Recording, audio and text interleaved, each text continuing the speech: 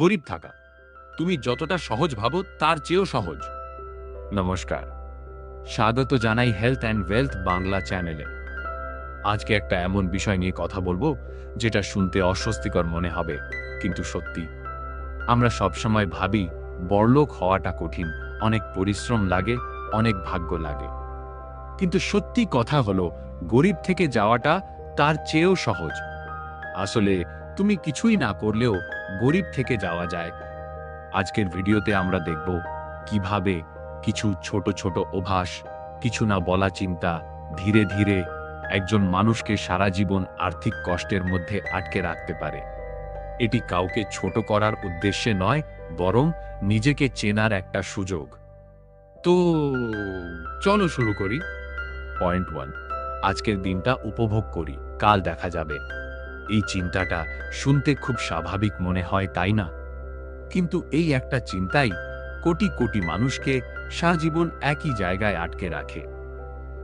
মাস শেষে মাইনে আসে, প্রথমেই মনে হয় এই মাসে একটু নিজের জন্য খরচ করি, পরের মাস থেকে সঞ্চয় শুরু করব। কিন্তু পরের মাসেও একই চিন্তা আসে, কারণ মানুষের ব্রেইন এখনকার আনন্দকে ভবিষ্যতের সুবিধার চেয়ে বেশি গুরুত্ব দেয়। এটাকে বলে ইনস্ট্যান্ট গ্র্যাটিফিকেশন।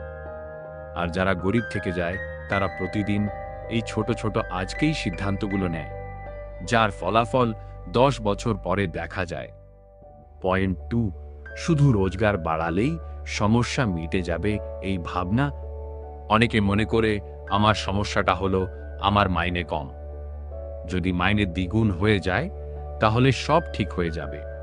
কিন্তু বাস্তবে কি হয়? মাইনে বাড়ে আর সাথে সাথে খরচও বাড়ে।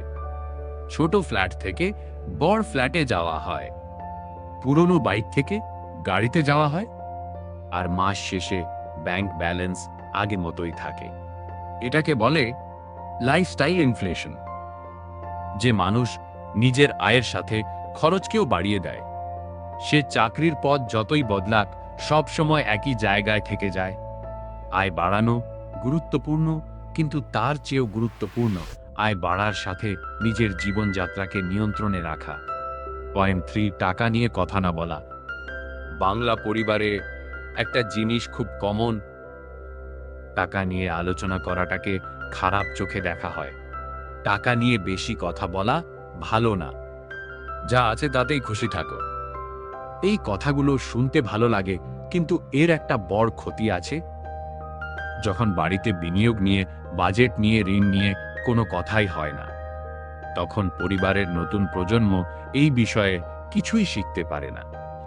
ফলে তারা বড় হয়ে একই ভুল করে যেটা তাদের বাবা মা করেছিল। আর্থিক শিক্ষা স্কুলে শেখানো হয় না, তাই এটা পরিবার থেকেই আসতে হয়।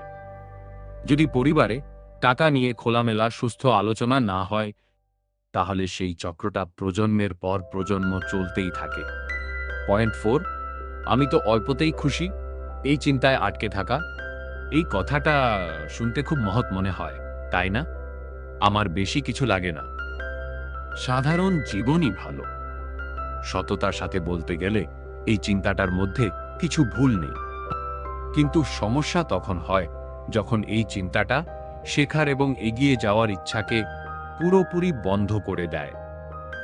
আমার অল্পতেই হয়ে যায়, এই কথাটা যদি নতুন স্কিল শেখা থেকে বিরত রাখে, বিনিয়োগ নিয়ে জানার ইচ্ছাকে কমিয়ে দেয়, নিজের সম্ভাবনাকে সীমিত করে দেয়, তাহলে এটা সন্তুষ্টি নয়, এটা আরাম করে আটকে থাকা। প্রকৃত সন্তুষ্টি আসে যখন তুমি জানো তোমার হাতে অপশন আছে। আটকে থাকা তখন হয় যখন তোমার হাতে কোনো অপশনই নেই আর তুমি তাকেই সন্তুষ্টি বলে চালাচ্ছ। পয়েন্ট 5, আমার তো সময় হবে না, এখন না, এই অজুহাত শেষ এবং সবচেয়ে শক্তিশালী কারণ। আমি জানি বিনিয়োগ করা উচিত, কিন্তু এখন না, পরে দেখব। আমি জানি বাজেট বানানো উচিত, কিন্তু এখন সময় নেই। এই পরে কখনোই আসে না, কারণ যখন একটা কাজ গুরুত্বপূর্ণ কিন্তু জরুরি না, তখন সেটা সব সময় পিছিয়ে যায়। বছরের পর বছর এই পরে করব জমতে জমতে একদিন মানুষ 40 বছর বয়সে পেছনে তাকিয়ে দেখে 20 থেকে 30, এই 10 বছরে যা করা যেত কিছুই করা হয়নি। আর্থিক উন্নতির জন্য কোনো পারফেক্ট সময় কখন আসে না। যেটা আসে সেটা হলো আজকের সিদ্ধান্ত। তো বন্ধুরা, দেখলে তো, গরিব থেকে যাওয়ার জন্য কোনো বড় ভুল করার দরকার নেই। শুধু কিছু ছোট চিন্তা, যেগুলোকে কখনো প্রশ্ন করা হয় না, সেগুলোই যথেষ্ট। এই ভিডিওটা দেখার পর আজকেই এই 5টা পয়েন্টের মধ্যে নিজের জীবনে কোনটা সবচেয়ে বেশি মিলে যায় সেটা একবার ভেবে দেখো।